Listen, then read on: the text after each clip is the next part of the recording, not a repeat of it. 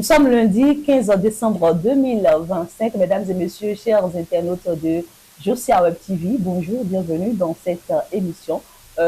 L'actualité à la loupe est donc votre magazine hebdomadaire de décryptage politique, économique, social et culturel. Cette semaine, l'actualité, ou dirais-je, la semaine écoulée, l'actualité nationale a été marquée par de nombreux événements, de vastes mobilisations à travers le pays pour condamner le coup d'État déjoué, la marche des pro-Romiade Wadaï à Cotonou pour réaffirmer leur soutien au chef de l'État, le Conseil extraordinaire et le Conseil des ministres, des assurances du gouvernement quant à la stabilité des institutions et le point de presse du porte-parole du gouvernement qui vient mettre les cœurs à l'aise, si on peut s'exprimer ainsi. Les arrestations de Candida Zanaï et de Chabi Iyayi. Il y a eu également cette histoire de mandat d'arrêt international contre Seba Kemi et Sabi Kila Koro. Un événement culturel remarquable qui se tient à Cotonou depuis le 1er décembre et qui va prendre fin ce 15 décembre avec la chef Kate qui, en 15 jours, a offert des plats hyper chauds H24 à tous les Cotonois qui prennent part le palais des congrès. Elle a d'ailleurs été visitée par le chef de l'État ainsi que de grandes personnalités qui lui ont apporté leur soutien. Ceci dans le cadre de son challenge dans le projet Guinness World Record. Voilà donc l'essentiel des sujets à débattre dans ce numéro de l'actualité à la loupe avec mon invité qui est déjà avec moi que je vais vous laisser découvrir juste après ce générique.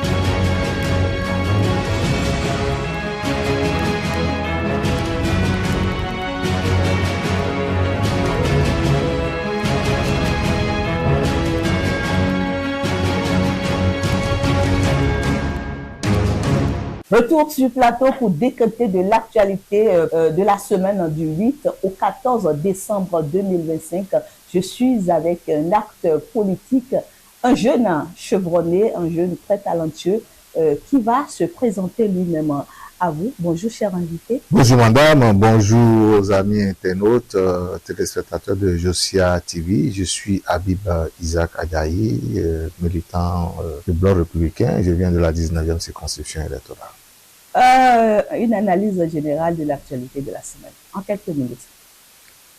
Il faut dire que l'actualité de la semaine a été marquée particulièrement par deux événements majeurs pour moi. Le tout premier, c'est l'événement du 7 décembre qui a été un coup dur pour la République parce que la République a été attaquée en son cœur par ce putsch manqué la nuit je crois, du 6 au 7, où le président de la République a reçu la visite des assaillants, des terroristes à la limite, de petits voyous qui ont voulu s'exercer à la chose.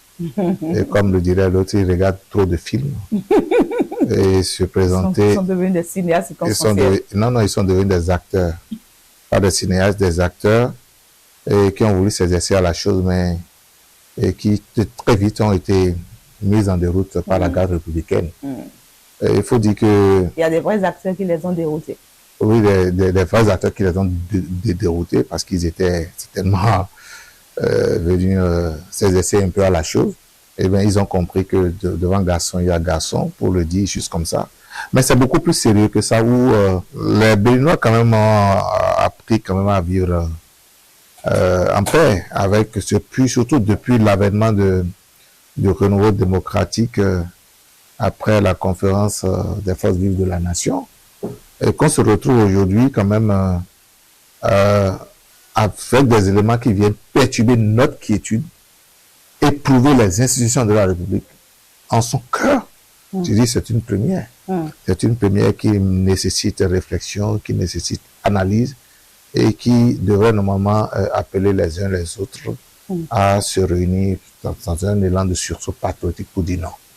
à cela. Le second fait de la semaine qui a retenu mon attention, vous l'avez évoqué tout à l'heure dans votre introduction, c'est la visite du président de la République à Chef Ketsonon, qui est en train de réussir un exploit.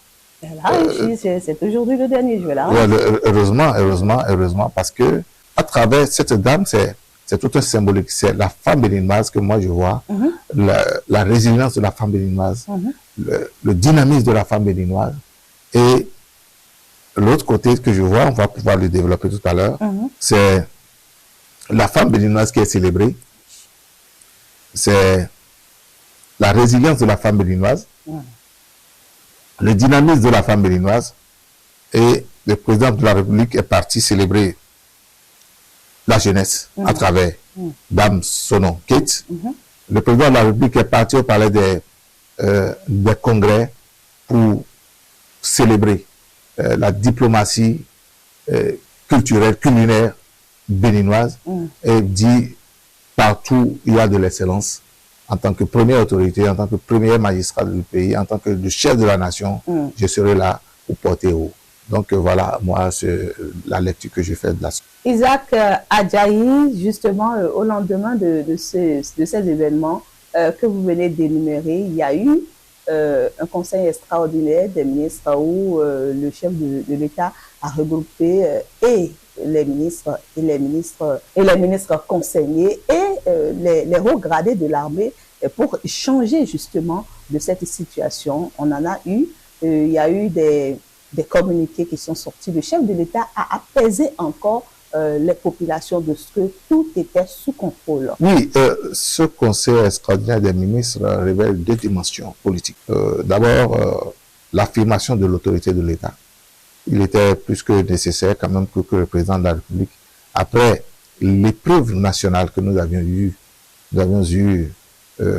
à ce que des mercenaires venaient s'attaquer à la République, parce que derrière la personne du président de la République, c'est tout un symbole, c'est la République. Venait s'en prendre à lui, c'est s'en prendre à la République.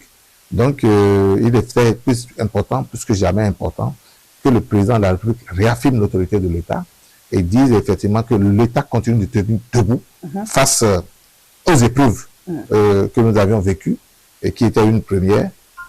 D'abord, c'était le premier message que moi, je voyais véhiculer. Maintenant, l'appel à l'assurance de la population, le chef de l'État, il était en tant que première autorité quand même, voulait quand même rassurer nos concitoyens pour dire, vous voyez, je dois vous rassurer que la situation est sous contrôle et que désormais vous pouvez vaquer à vos occupations. La preuve, depuis cet événement, le président de la République ne cesse de démultiplier les descentes sur le terrain. Chaque soir, il est dans la rue de Cotonou pour rassurer nos compatriotes, pour dire c'était à la limite un fait divers, même s'il faut prendre avec la plus grande, je veux dire, gravité, mais c'était un fait divers qui est passé.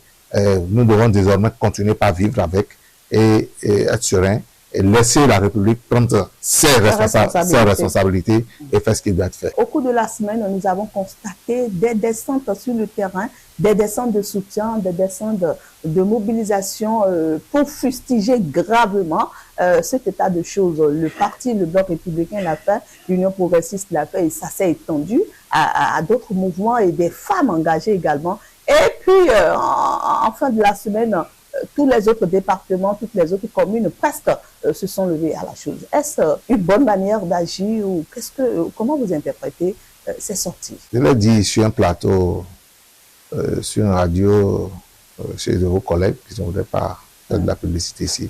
Mais je vous dis, c'était spontanément. Spontanément, les Béninois se sont manifestés.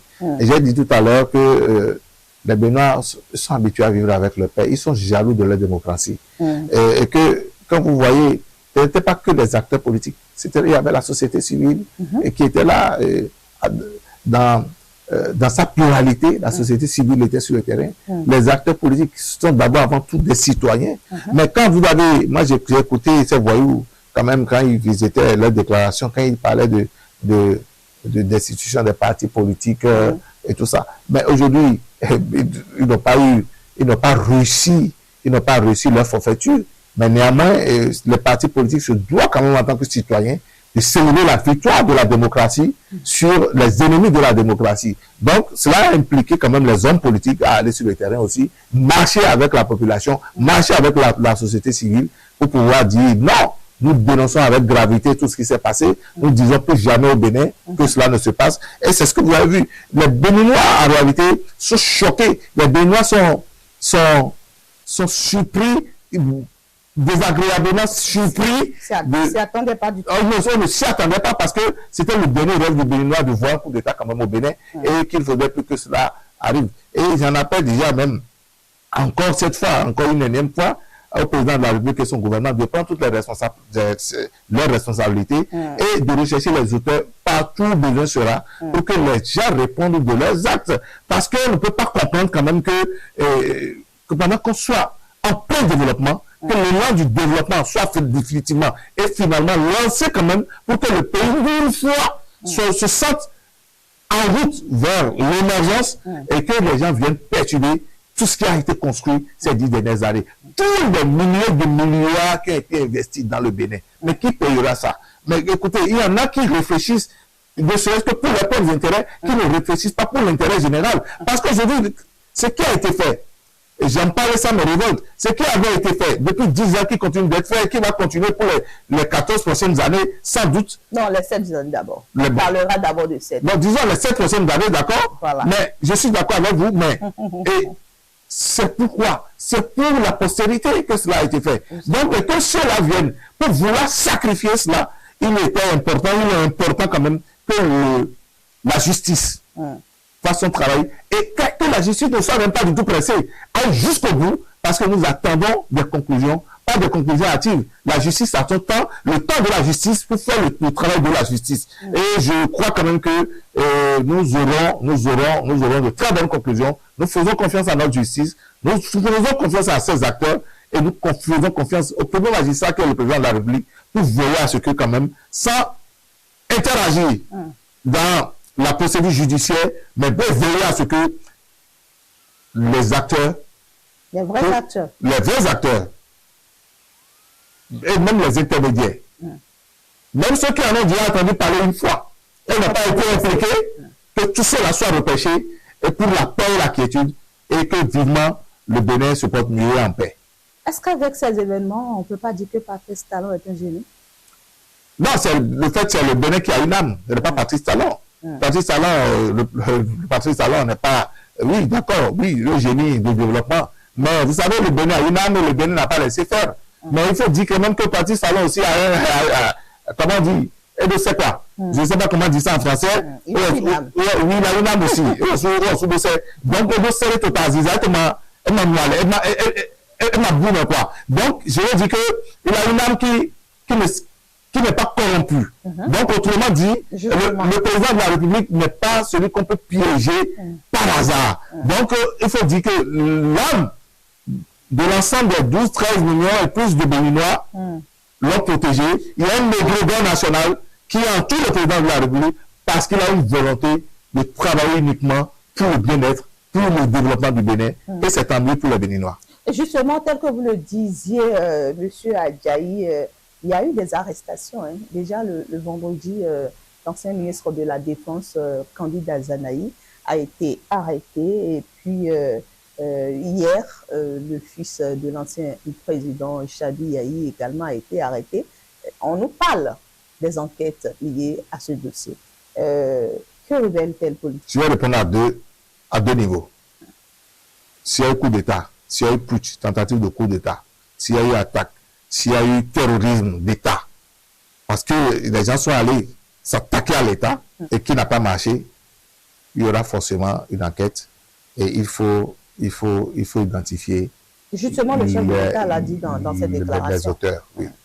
Maintenant, répondre au second niveau, par rapport à votre question. Oui. Nous ne savons pas s'ils sont impliqués ou pas.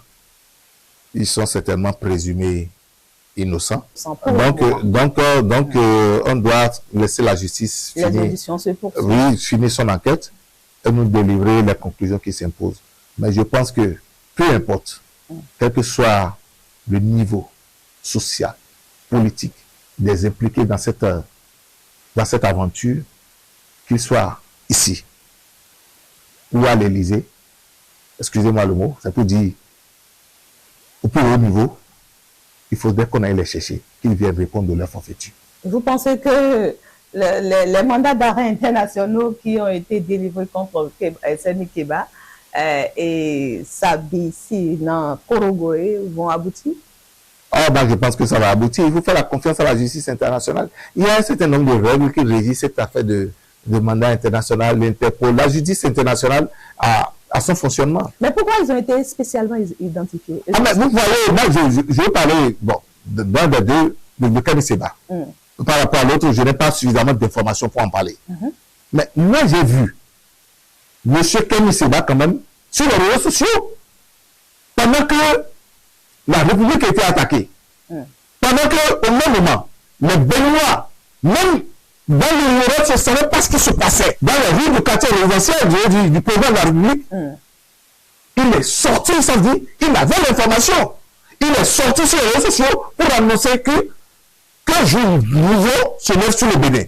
Mais quel est ce jour nouveau qui se lève sur le Bénin pendant que le Béninois, enfin, je veux dire, le Béninois n'a pas découvert ce jour. N'a pas découvert ce jour. Mais ça veut dire, j'ai même écrit, j'ai fait une chronique, j'ai dit, mais c'est sûr que ceux qui sont en uniforme, les militaires travaillent pour lui.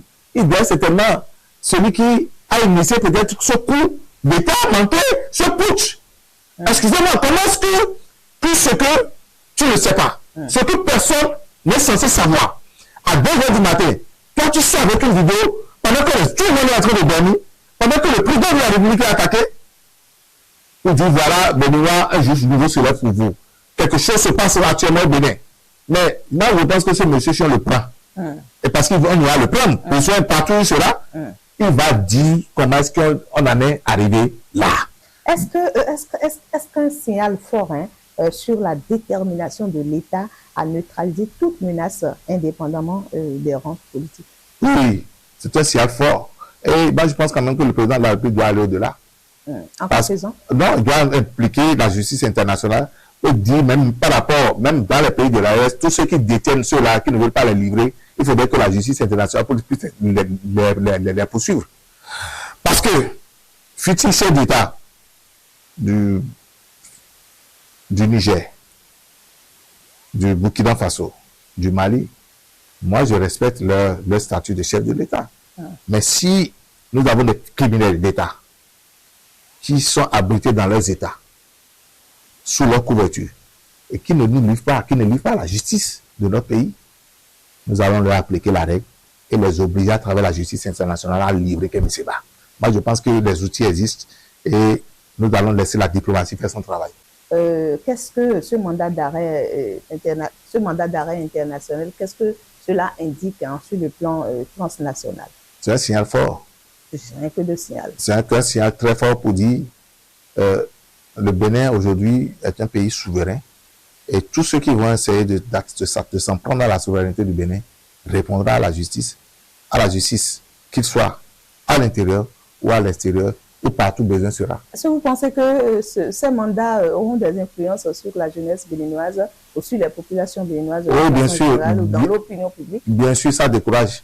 Ça va décourager, c'est un signal très fort parce que ça va décourager. Les apatrides qui passent leur temps sur les réseaux sociaux à dénoncer, à dire un certain nombre de choses. Les gens doivent comprendre aujourd'hui que le Bénin n'est pas un petit village, c'est un État.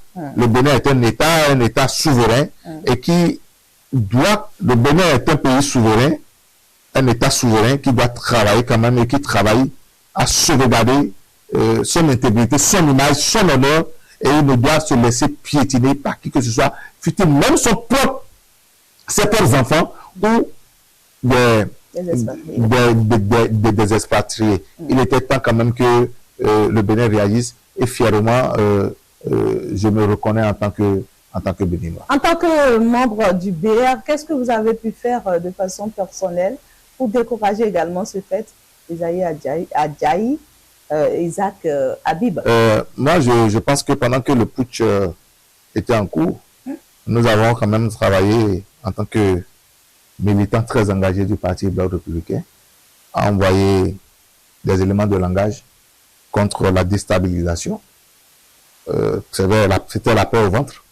Parce que sans savoir l'issue que cela aurait pu avoir, cela a suscité l'avalanche d'appels téléphoniques vers moi pour dire tu devais faire attention, te cacher, t'éviter. Mais c'est ça aussi le militantisme, c'est prendre le risque. Quand on est engagé. Vous n'aviez pas eu peur? J'avais eu beaucoup peur, surtout pour ma famille. J'ai eu très peur pour moi. J'ai eu très peur. Et je me suis rappelé de 2021 où j'ai été frappé à 200 mètres de chez moi, à la sortie d'une émission télévisuelle, après avoir fini de faire le bilan du président Talon. J'ai voulu quand même déposer plainte, on m'a découragé. On dit, mais ta famille, tu vas partir d'ici avec ta famille. Il vaut me laisser les choses courir. C'était le risque, ça fait partie des risques du métier. Donc on assume, il n'y a pas de problème. J'avais eu très peur, mais heureusement, Dieu étant, Dieu aidant, les choses, ça s'est bien terminé. Et je pense quand même qu'étant militant du bloc républicain, nous avons condamné cet état de choses, condamné cette attaque, condamné quand même ce terrorisme d'État qui s'en est pris au cœur de notre République. Nous avons condamné, nous continuerons de condamner. Et je pense quand même que mon parti aussi a fait de même. Et nous alignons sur les lignes de notre parti politique. Voilà.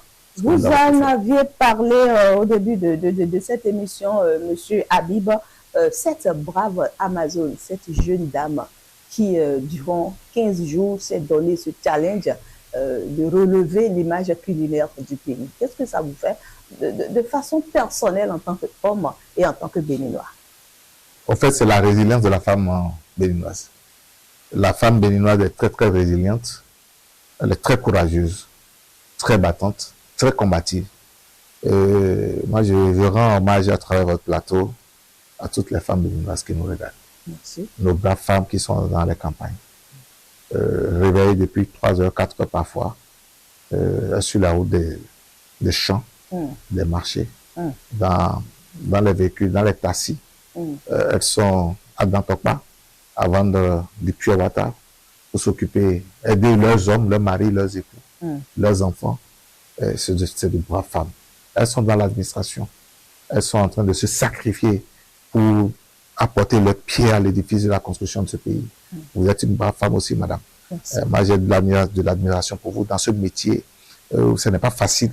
Vous vous battez quand même pour nous donner de la voix. C'est toute la femme béninoise, la féminité de féminin béninois qui est célébrée. Et je pense quand même que le président de la République avait compris a réussi à révéler à travers cette visite la résilience de la femme béninoise, à célébrer la femme béninoise à travers cette visite à Kétasso. Et puis, je pense que des visites, elle en a eu, des soutiens, elle en a eu des populations, des influenceurs, des autorités, des personnalités à divers niveaux. C'est une gloire déjà. C'est une gloire que je regrette de n'avoir pas pu participer, mais c'est le dernier jour. Vous n'avez pas pu parler, vous n'avez pas pu parler. Non, je n'ai pas réussi à le faire, mais j'ai fait une chronique sur elle avec de petits trucs, des éléments de langage. Quelle est la dimension internationale que cet événement aura sur le Bénin? Ça révèle l'art culinaire béninois. Ça révèle l'art culinaire béninois. Ça révèle, je le répète encore, c'est important, la résilience de la femme béninoise et la diplomatie culinaire, culturelle béninoise a été révélée à travers elle. Moi, je pense qu'il est plus que important de valoriser cela parce que c'est au-delà du challenge, aussi le challenge, il y a toute une opportunité qui est derrière. Est-ce que vous pensiez, de façon personnelle, qu'une femme pourrait tenir H24 dans la cuisine pendant 2 semaines sans se reposer? Madame, c'est mal connaître la femme béninoise. Laissez tomber la cuisine. Et les femmes béninoises font beaucoup plus. Moi, j'ai eu la chance de parcourir un peu partout dans le Bénin. Un peu partout le Bénin, je dirais. J'ai rencontré des femmes béninoises qui sont très fortes. Elles sont très fortes dans la tête, très fortes dans le corps. La femme béninoise, elle est grande. Elle a une dimension très, très grande. Femme béninoise, considérez-vous donc heureuse, soyez heureuse dans votre position parce que votre bravoure vous est reconnue, même si autour de vous, on ne vous reconnaît pas vos efforts. Il y a des gens qui sont en arrière, qui sont là et qui vous observent et qui, en son temps, vous donneront votre message de satisfaction. Monsieur Habib Adjaï, nous sommes à la fin de cette émission, de cet entretien. Votre mot de fin. Madame, je voudrais vous remercier pour m'avoir donné l'opportunité de venir sur ce plateau. Je voudrais également remercier le président de mon parti, le président Blaise Biotchané, et tous mes leaders à divers niveaux à l'intérieur du Bénin.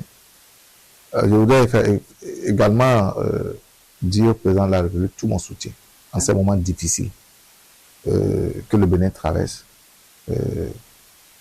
Et profiter encore par la même occasion et condamner une fois de plus encore ce coup d'État, ce coup de force, ce putsch, et condamner fermement avec la donnée énergie, avec gravité, ce qui s'était passé.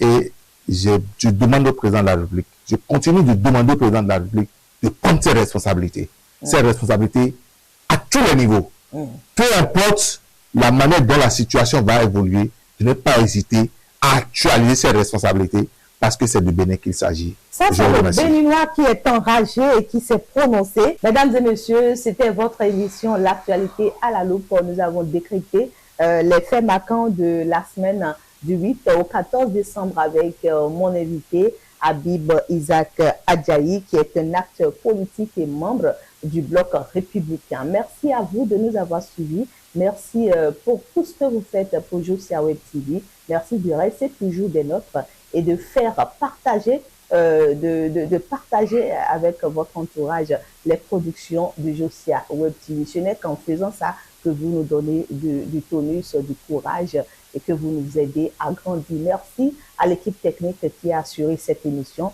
On se donne rendez-vous la semaine prochaine pour un autre numéro du décryptage de l'actualité.